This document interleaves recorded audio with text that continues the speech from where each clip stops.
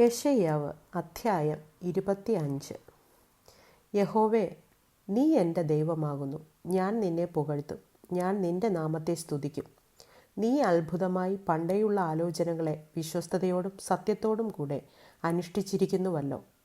നീ നഗരത്തെ കൽക്കുന്നും ഉറപ്പുള്ള പട്ടണത്തെ ശൂന്യവും അന്യന്മാരുടെ അരമനകളെ നഗരമല്ലാതെ വണ്ണവും ആക്കിത്തീർത്തു. അത് ഒരു നാളും പണിയുകയില്ല. അതുകൊണ്ട് ബലമുള്ള ജാതി നിന്നെ മഹത്വപ്പെടുത്തും. ഭയങ്കര ജാതികളുടെ പട്ടണം നിന്നെ ഭയപ്പെടും.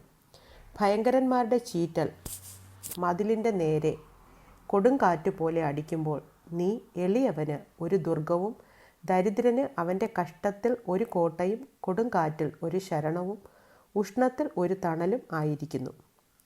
വരണ്ട നിലത്തിലെ ഉഷ്ണത്തെപ്പോലെ നീ അന്യന്മാരുടെ ആരവത്തെ അടക്കിക്കളയുന്നു. മേഘത്തിൻ്റെ തണൽ കൊണ്ട് ഉഷ്ണം എന്ന പോലെ നിഷ്കണ്ടകന്മാരുടെ പാട്ട് ഒതുങ്ങിപ്പോകും. സൈന്യങ്ങളുടെ യഹോവ ഈ പർവ്വതത്തിൽ സകല ജാതികൾക്കും മൃഷ്ടഭോജനങ്ങൾ കൊണ്ടും മട്ടുറിയ വീഞ്ഞുകൊണ്ടും ഒരു വിരുന്ന് കഴിക്കും.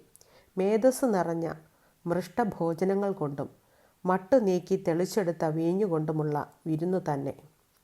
സകല വംശങ്ങൾക്കുമുള്ള മൂടുപടവും സകല ജാതികളുടെയും മേൽ കിടക്കുന്ന മറവും അവൻ ഈ പർവ്വതത്തിൽ വച്ച് നശിപ്പിച്ച് കളയും.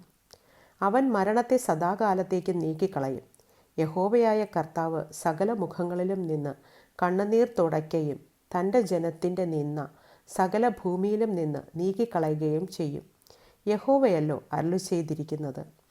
അന്നാളിൽ ഇതാ, നമ്മുടെ ദൈവം, അവനെ എത്രയും നാം കാത്തിരുന്നത്. അവൻ നമ്മെ രക്ഷിക്കും. അവൻ തന്നെ യഹോവ, അവനെ എത്രയും നാം കാത്തിരുന്നത്.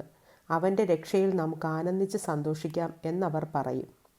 യഹോവയുടെ കൈ ഈ പർവ്വതത്തിൽ ആവസിക്കുമല്ലോ. എന്നാൽ വൈക്കോൽ ചാണകക്കുഴിയിലെ വെള്ളത്തിലിട്ട് ചവിട്ടുന്നത് പോലെ മോവാബ് സ്വസ്ഥാനത്ത് തന്നെ മെതിക്കപ്പെടും.